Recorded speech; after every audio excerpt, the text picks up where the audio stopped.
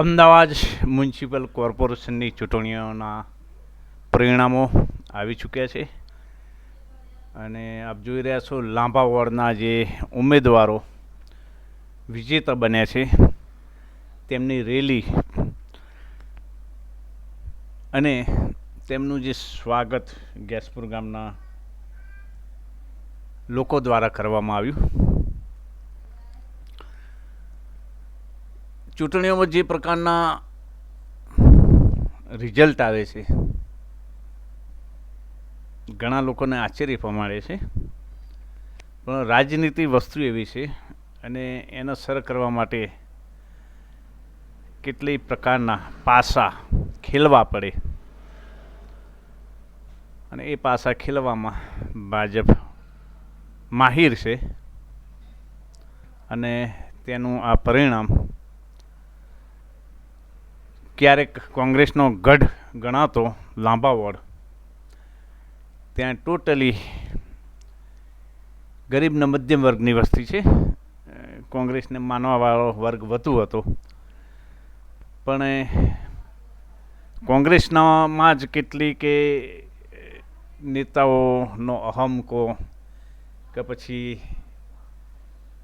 એકબીજાને હરાવવાની જે પડદા પાછળની રમતો, એટલે એ બધા ઘણા પરિબળો છે જેનો સીધો ફાયદો ભાજપ ઉઠાવી લે છે. હાલમાં લાંબાવાડમાં જે 3 નવા ઉમેદવારો ચૂંટાઈ આવે છે અને ચાંદનીબેન પટેલ પુનઃ બીજી વાર ચૂંટાઈને આવ્યા છે. લાંબાવાડમાં ખૂબ ગંભીર સમસ્યાઓ છે એ વિષય ઉપર અમે સતત લખતા આવ્યા છે અને સાંભળો, 2 ઉમેદવાર પાસે મેં ઇન્ટરવ્યૂ કર્યું, તેમણે શું આશ્વાસન આપ્યું.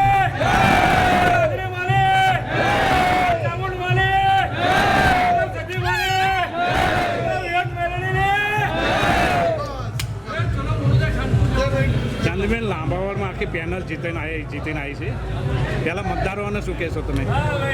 સૌથી પહેલાં તો લાંબાવાડના દરેક મતદારોને ભારતીય જનતા પાર્ટીના 4 વોર્ડના 4 બટન દબાવીને જે મત આપ્યા છે અને 4 કોર્પોરેટરની પેનલ વિજેતા બનાવી છે તે બદલ ખૂબ ખૂબ આભાર. તમે આ બીજી વાર ચૂંટીને આવ્યા છો એટલે બીજી વાર રિપોર્ટ થયા છો અને લાંબાવાડમાં ખૂબ પ્રશ્નો છે પ્રજાના, એ તો તમને ખ્યાલ છે. તો આવનાર સમયમાં તમારી શું રણનીતિ રહેશે? લાંબાવાડમાં જે ભારતીય જનતા પાર્ટીની વિચારધારા છે, સૌનો સાથ, સૌનો વિકાસ, સૌનો પ્રયાસ, સૌનો વિશ્વાસ, અને છેવાડાના માનવી દરેકના વિશ્વાસ સાથે વિકાસને પહોંચાડવું એ ભારતીય જનતા પાર્ટીની વિચારધારા છે. લાંબાવાડમાં ભારતીય જનતા પાર્ટીની જે 4 પેનલ આવી છે એ પ્રજાનો ભારતીય જનતા પાર્ટી પર વિશ્વાસ બતાવે છે કે આગળના 5 વર્ષમાં ઘણા કામો થયા છે અને એ જ રીતે અવિરત વિકાસની ગાથા ચાલુ રહેશે. વિકાસના કામો છેવાડાના માનવી સુધી પહોંચતા રહેશે અને નગરસેવક તરીકે અમે લોકો સુધી કામો પહોંચાડવા માટે કટિબદ્ધ છીએ. ભારત માતા કી જય. તમે નવા ચૂંટાઈને આવ્યા છો,